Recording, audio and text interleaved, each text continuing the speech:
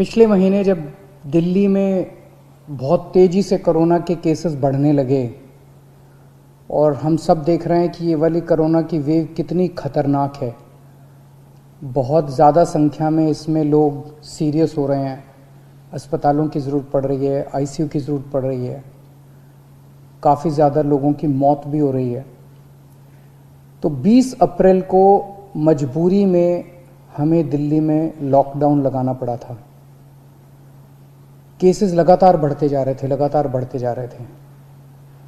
Lockdown लगाने की वजह से और भी अन्य कई कारणों की वजह से 26 अप्रैल को आके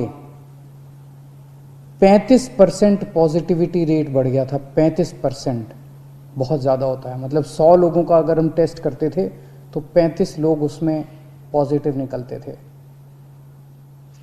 26 अप्रैल के बाद से चूंकि लॉकडाउन लगाया था, एक तरह से थोड़ी सी चेन टूटनी चालू हुई थी इसकी कोरोना की।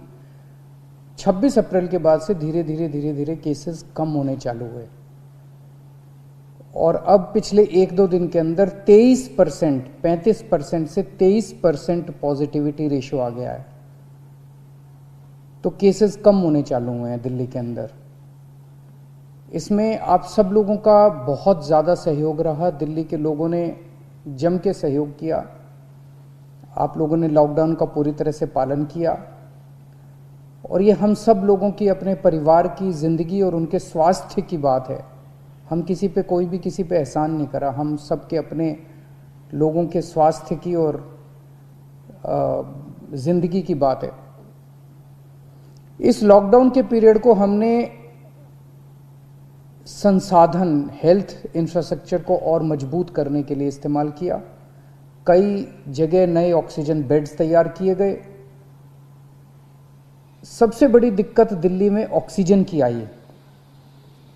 नॉर्मल टाइम में जितनी ऑक्सीजन चाहिए होती है अस्पतालों में, उससे कई गुना ऑक्सीजन की जरूरत पड़ने लगी, क्योंकि अब जितने भी मरीज आते थे कोरोना में उन सबको ऑक्सीजन की जरूरत थी। तो कई गुना ऑक्सीजन की जरूरत अचानक पड़ने लगी।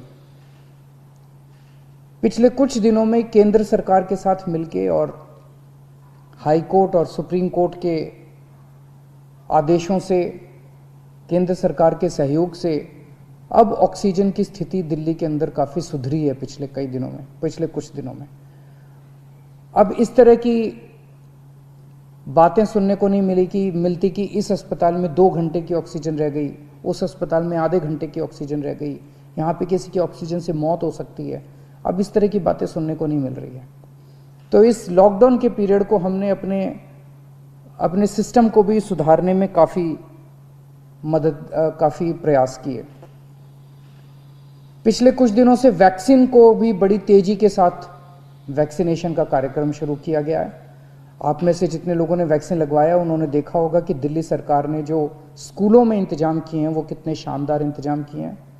सब लोग इसकी तारीफ़ कर रहे हैं, सब लोगों को अच्छा लग रहा है। हमारे युवा बढ़ चढ़ के वैक्सीन लगवा रहे हैं। यहाँ तक कि दिल्ली के आसपास के इलाकों से भी लोग दिल्ली में आके वैक्सीन लगवा रहे हैं।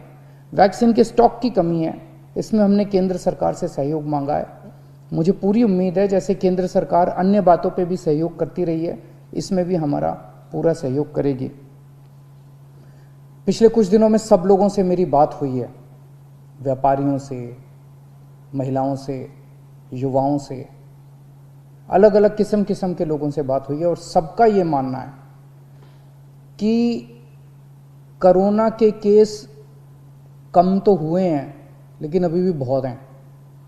23% अभी भी संक्रमण दर है। अभी ढिलाई नहीं दी जा सकती, अभी समय नहीं आया है ढिलाई देने का। तो सबका ये मानना है कि अभी लॉकडाउन को और एक्सटेंड करने की ज़रूरत है। अभी और इस कड़ाई को अभी थोड़े दिन और बरकरार रखने की ज़रूरत है, नहीं तो अभी जो हमने हासिल किया वो भी ख़त्म हो जाएगा।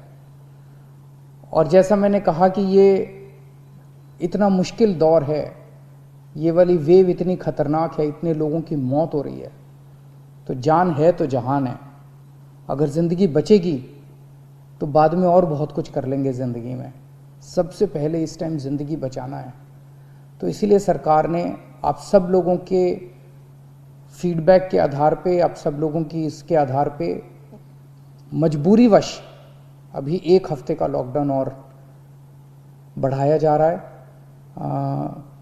कल सुबह 5 बजे ये लॉकडाउन ख़त्म होना था, लेकिन अब ये अगले सोमवार को 5 बजे तक के, सुबह 5 बजे तक के लिए बढ़ाया जा रहा है और इस बार थोड़ा सा और सख्त किया जा रहा है। कल से दिल्ली के अंदर मेट्रो भी चलना बंद हो जाएंगी। हमारी कोशिश है कि जितना ज़्यादा इसको लॉकडाउन को सख्त किया जाएगा उतना तेज़ी से हम सब लोग कोरोना पे काबू पा पाएंगे। मेरी आप सबसे निवेदन है, जिस तरह से अभी तक आप लोगों ने सरकार का साथ दिया, जिस तरह से अभी तक आप लोगों ने पूरा लॉकडाउन का पालन किया, इसी तरह से आने वाले समय में भी आप सब लोग लॉकडाउन का पालन करेंगे। नमस्कार।